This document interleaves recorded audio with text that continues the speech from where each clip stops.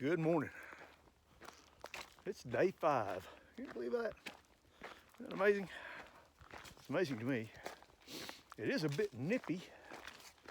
I started out down at, I'm several miles down the trail and started out down at Gatlinburg, old Sugar Lands. I've already just come off that. And when I started out down there, it wasn't too bad. I mean, it was like 28 degrees, but it was still warmer than it was yesterday at Ware's Cove. But then I've climbed up here, and it's a tad nippy. I may have to go back to the puffy. But it's like another beautiful day. Beautiful day on trail. This trail is kind of, I didn't know what to expect on it. Kind of an old gravel road, logging trail, I guess. And it's going to run into Bullhead or one of them up here. And I'm going to stay with that for a few minutes, and then I have to see, what do we got here? I have to ride around Baskins Creek because per the backcountry office yesterday, it is still closed. 2 Mile Branch. Seeing a trail sign there. I know what I've seen exactly. Okay, well, we're heading on toward Bullhead, and we'll update as the day goes and see what the day brings. Onward.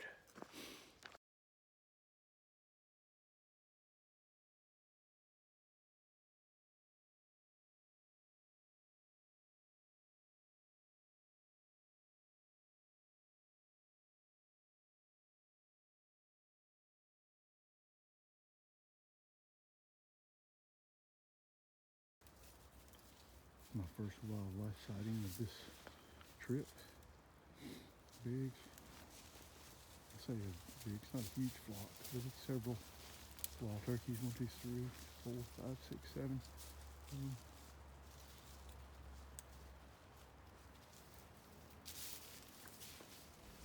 And this is a road walk I'm doing to avoid Baskins Creek, I guess. I have never wanted to kiss a trail sign so much in my life. I walked around Roaring Fork Motor Nature Trail, so like a zillion cars coming around that thing, and I really and it's part of it's my fault, part of it I had to do because Baskins Creek is still closed, and I didn't ask the backcountry specific enough questions yesterday, just about Trillium Gap, how it intersects and that sort of thing. And I hadn't been on that section of it before, so I only took part of it, and then I dropped off on the road when I thought it was turning, and I was mistaken. So I did an extraordinarily long road walk, and now I'm finally hitting Grapeyard Ridge, and I'm really, really happy about that. Hey, I just did a short climb. I mean, it's only like 3/4 of a mile or something up Grapeyard Ridge. Some ridiculously steep little pitches in that, which are kind of awesome. That's not something I would have said 5 days ago. So it's a sign that body and the legs are coming along, which I'm happy about. Just stopped here for a second because I've just come over the nose of the ridge and I'm headed down, and it's a bunch of leaves, so wasn't going to walk and have a bunch of leaves tearing up the sound. So I'm going to go on a rant for just a second. I went into NOC Gatlinburg yesterday. NOC is a great outfit by everything I've ever heard and everyone that's, to my knowledge, that's dealt with them. I know I called the Bryson City store location when looking for some information for this trip, and man, they were on the spot.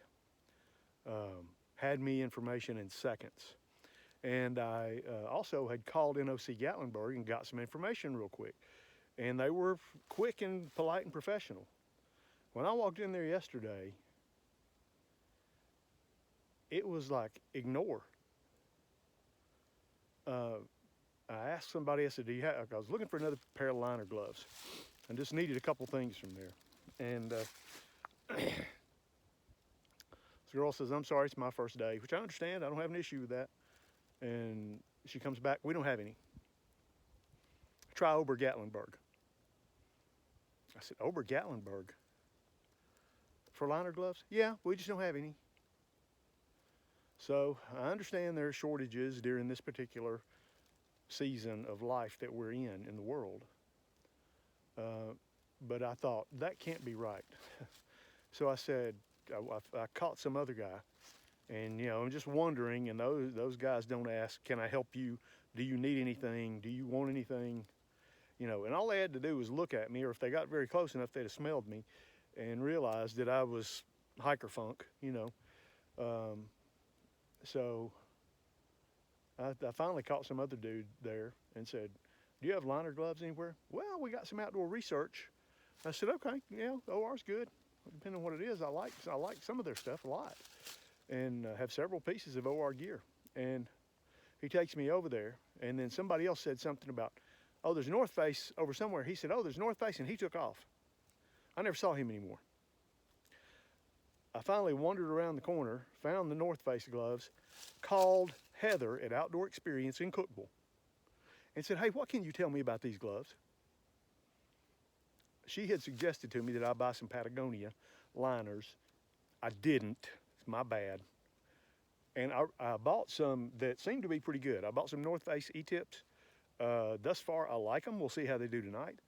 But I mean, I like the gloves. I was happy with the fuel canister I bought with, you know, but there's just no call for that. And I told the guy at checkout, I said, look, I don't ask for anything special. I'm not looking for anything special. I'm nobody special. But ignore me like this is wrong. They go, well, do you want to talk to a manager? I said, no, I'll vote with my feet and my dollars. I won't go back there. I mean, I'd have to be in dire straits. I don't use the N word, never. You never say never. But I will not willingly go back to that location.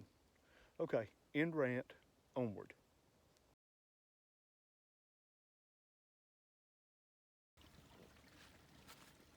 So I dropped off in this cove. Of course, the sunlight's kind of shining directly toward me right now. This cove is just beautiful. I mean, I don't know what it is about it. I feel like I'm not seeing something I'm supposed to be seeing, you know. I don't know if that makes any sense or not, but I don't know. It's just beautiful.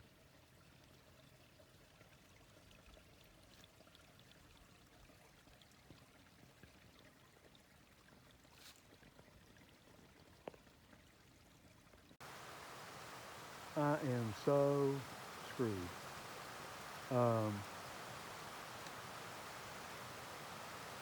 I was at this sign earlier, really fussing at myself. Did this long climb up the ridge, ran into this bramble up there, and thought I had the trail. I got turned around. So I got to backtrack. I was decently close to that campsite. So I am still a long ways from anywhere, and it ain't getting any earlier.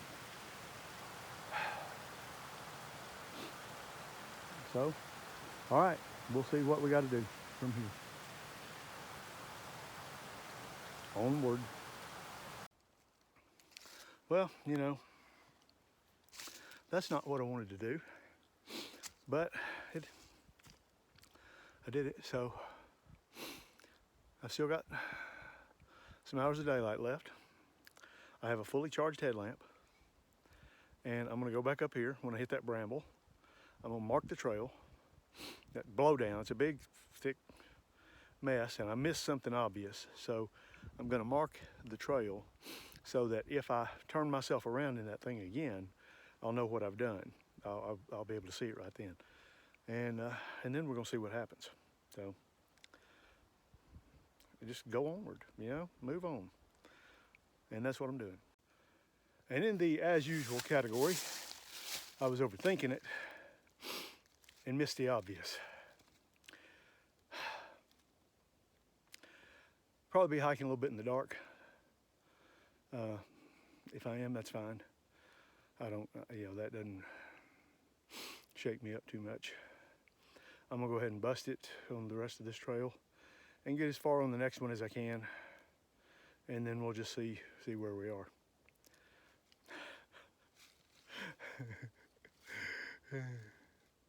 Gotta be able to laugh at yourself, cause Lord knows I give myself plenty to laugh at. Onward. Well, you see that right there? That's from me. Sorry, I flipped around. I saw a car coming. That's partially due to me lollygagging. Part of it being Graveyard Ridge was a little bit harder than I expected. Just a lot of ups and downs, and me snapping a trekking pole. So here I am. It's about 3:30. I said earlier I'd be walking in the dark, which is going to be correct. I'm 6.7 away from campsite 33, which is where I'm staying tonight. So nothing for it but to do it. Onward. Hey, I am trucking along. It's going to be a big mileage day. It really is. I feel great. I mean, I feel phenomenal. My issue, part of what slowed me down, where I went slow, was on that route around Baskins Creek. That just tore me a new one, I think, kind of mentally. Probably shouldn't use that phrase. But it just really kind of shook things up a bit. I had to do that. I mentioned earlier, I didn't ask the question specifically enough from the backcountry office when I talked to them yesterday. I should have asked for more detail, and I didn't. Apologies for the leaves. The leaves they had thinned down a little bit. That's why I was going to start the video.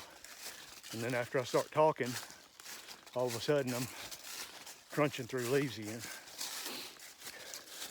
And a couple things on Graveyard Ridge.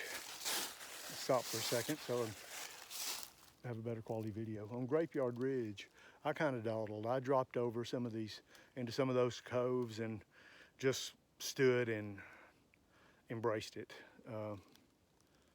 Let it get quiet like it does right now. That's just an awesome feeling.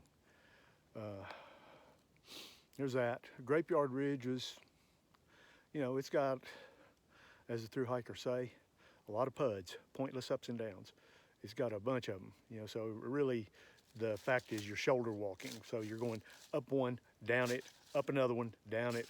So it's got these, a few of them are savage. I mean, have some savage, short, but have some savage steepness to them.